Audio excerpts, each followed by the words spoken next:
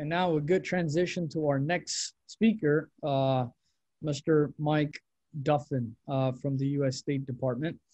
Mike Duffin is a policy advisor in the Office of Countering Violent Extremism in the State Department's Bureau of Counterterrorism. He joined the State Department in 2013 as a Presidential Management Fellow. Mr. Duffin earned his advanced degrees from Johns Hopkins University, Northwestern University, and the University of Southern California. I have a special relationship with Mr. Duffin as he's one of my mentors, and I've had the opportunity to travel with him on a delegation of practitioners to Germany, and over the years have hosted many delegations from many parts of the world on some of these related issues. Mr. Duffin, and the floor is yours. Thanks, Mohammed. Good morning to everyone on the West Coast, and good afternoon and good evening to everyone else. Let me begin by thanking you, Mohammed, ACTRI, and everyone participating in this discussion. Since I've worked with Dr. Heidi Ellis and her colleagues extensively on rehabilitation, reintegration, I will focus mostly on the policy side of this issue. And my remarks are directed towards our efforts working on the topic of accompanying family members. Just keep in mind that what I'm saying, it doesn't necessarily apply to work with detainees, adult males. We continue to confront a complex challenge with the return of foreign terrorist fighters and family members from the war zone in Syria and Iraq. We're grateful to our partners around the world who have repatriated their citizens and are taking actions to ensure these people permanently disavow terrorism.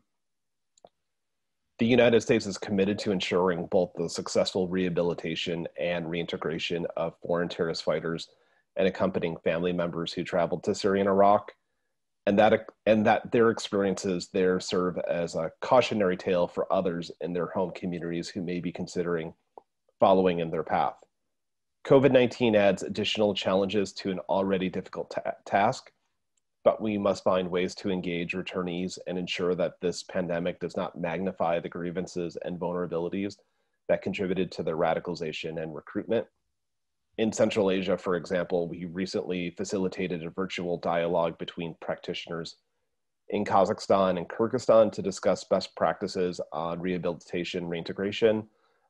And last year, we brought Dr. Heidi Ellis to Kosovo to do a workshop with some of the people working directly with returning family members. Through these and other engagements, we continue to gain a better understanding of the impact of trauma on children and families. In some cases, children fought as soldiers. In other cases, they were surrounded by violence, extremism, and terrorist actors. In all cases, the United States views children for these conflicts as victims, even if they are radicalized or have perpetrated acts of violence. All of the 16,000 children who were born into the so-called ISIS caliphate and the hundreds of others that were forced there by their parents experience high levels of violence. Many of these children experience live combat. Others are forced to fight for ISIS or commit atrocities. Some witness family members dying, and most were exposed to ISIS's evil ideology. All of these experiences are traumatic. So far, family members accompanying foreign terrorist fighters have not returned to their home countries in large numbers other than in select countries. We thank Kosovo, Kazakhstan, Uzbekistan, and other countries that have done so. We are grateful to these countries that have repatriated their citizens and continue to encourage others to voluntarily and urgently repatriate their people from Syria and Iraq, especially in light of COVID-19, which adds another layer of danger to families in the IDP camps. Even if countries elect not to actively repatriate their citizens, though, we have learned that many ISIS family members find their way back to their home communities on their own. Our chances of confronting these challenges head on to create the greatest likelihood of a positive outcome for all are greater when families are brought home through a formal repatriation process than if we ignore the situation and returns happen informally or illicitly. Either way, we must be prepared to address the risks these individuals pose both now and, if not addressed properly, when they return. We know from experience that if we do not develop effective rehabilitation reintegration programs, these children could become the next wave of terrorist fighters or supporters. I also want to stress the importance of ensuring the long-term health and well-being of returning children. Some of the challenges these children face are immediate, but some may not rise to the surface for years. It is important for communities to have trained professionals and resources to ensure that problems these children face months or years from now are addressed. This is why we're making a significant commitment to ensure ISIS does not reconstitute itself, and so no other group rises from its ashes.